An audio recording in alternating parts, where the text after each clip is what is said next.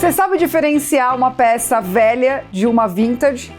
E você é a pessoa que engana os seus amigos e fala assim, usa aquela roupa bem velha e fala assim, não, é que eu sou vintage. Eu vou desmascarar você nesse vídeo.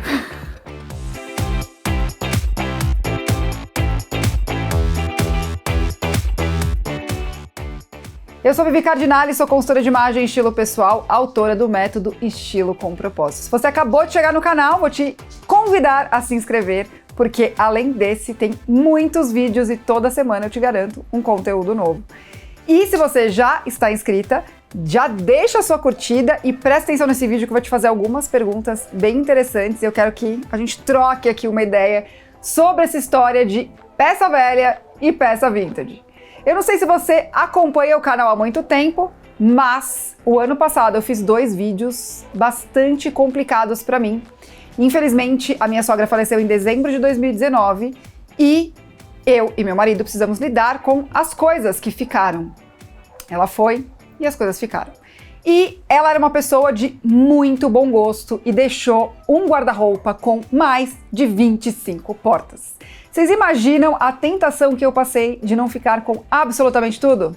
Pois é, eu resisti e inclusive tem um vídeo aqui no canal onde eu mostro boa parte dessas peças dela que ficaram comigo e eu dei dicas sobre peças doadas. Mas você pode estar perguntando, Vivi, mas o vídeo não é sobre vintage velho? Pois é, eu vim aqui te contar que eu fiquei com algumas peças dela que sim, são vintage, mas eu sei que muitas de vocês usam a desculpa do vintage para usar roupa velha, não é mesmo? Qual é a questão aqui, gente? Há quem diga, os mais conservadores do mundo da moda, que somente peças até a década de 60, mas principalmente entre a década de 20 e de 60, que podem realmente ser chamadas de vintage. Mas, né, vamos ter aqui uma licença poética e falar que vintage é tudo que veio daquela época e marcou aquela época. Essa, pelo menos, é a minha opinião. Deixa aí sua opinião sobre essa história do vintage. As meninas que amam brechó e que têm um estilo mais retrô, com certeza vão se identificar com isso. Bom, eu fiquei com algumas peças da minha sogra que são verdadeiras relíquias. E algumas eu fiquei para dar aula e outras eu fiquei, poucas inclusive, e outras eu fiquei para usar na vida. E é super legal de observar a reação das pessoas. Inclusive tem uma calça que é só colocar aquela calça e eu recebo chuvas de direct no meu Instagram. Mas a melhor reação sobre uma das peças da minha sogra foi da minha avó, que ela, no auge dos seus 81 anos, reconheceu a modelagem de uma calça. Ela falou assim, meu Deus, aonde você achou esse corte em 2020? Caramba! E ela começou e puxou essa conversa. Então assim, atestado de que a peça é vintage. Porque além de tudo, a minha avó foi costureira. Então, se tem uma coisa que a minha avó entende, é modelagem. O que acontece, gente? Eu tive que tomar bastante cuidado com relação às peças que estavam lá da minha sogra, como eu falei pra vocês, contei num vídeo anterior, para decidir o que eu realmente ficaria para usar e como essas peças que eu decidi para dar aula. Mas eu vou mostrar aqui para você uma outra peça, que é uma peça que eu achei que não caberia nela, mas eu emagreci ao longo desse ano, então ela também tá funcionando, que é uma saia bastante icônica da década de 60. A minha sogra provavelmente tinha lá os seus 16 anos quando usou. 1967, talvez, 66, pelas minhas contas, tá? Então sim, essa é uma peça vintage que eu vou usar hoje em dia também. Só que fica aqui a mesma dica que eu coloquei no vídeo de peças doadas. Toma cuidado para quando você for no brechó e não se apaixonar por esses cortes, pela qualidade das peças. Gente, sério, dá até uma emoção para quem gosta de qualidade de peça, ver a costura, perceber o acabamento. E não comprar uma peça vintage que você não vai usar. A gente precisa tomar muito cuidado com isso.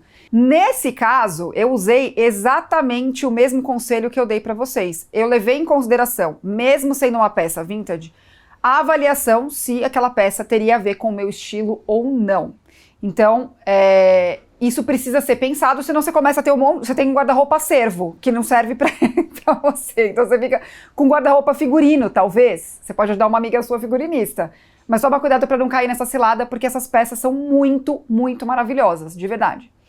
Um outro conselho que eu posso te dar é: pensa se você não está pegando aquela peça simplesmente pela parte sentimental. E eu vou confessar para vocês que as peças que eu peguei da minha sogra, que tem a pegada mais sentimental, não foram as peças vintage. Por quê? Eu e meu marido, na verdade, pensamos nas peças que a gente lembra mais dela. Peças como, ela comprou um tricô baseado num tricô que eu usava. Ela se inspirou em mim para comprar o tricô. Coincidentemente, foi o último aniversário que a gente passou com ela. Então, ficamos com o tricô. Pode ser que eu nem use, ele super tem meu estilo, porque ela comprou inspirada em mim. Então, eu pensei bem, meu marido também falou, vamos ficar com essa peça porque a gente lembra dela. Ela estava, inclusive, manchada, porque a minha sogra usou e não lavou e guardou. Então fica a dica, toma cuidado de, quando você for usar alguma peça, ela não sujar tanto assim quando você for guardar. Se você não passar o desodorante de roupa, principalmente, pode ser que ela manche. Conseguimos tirar a mancha da peça. Ufa!